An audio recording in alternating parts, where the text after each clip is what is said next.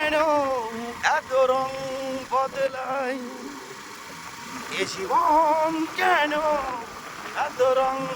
বদলাই কখনো আলো জীবনের আনন্দ হারিয়ে গেল এ জীবন কেন এত রং বদলাই এখান থেকে জল দেখছো চারিদিকে জল মাঝখান থেকে রাস্তা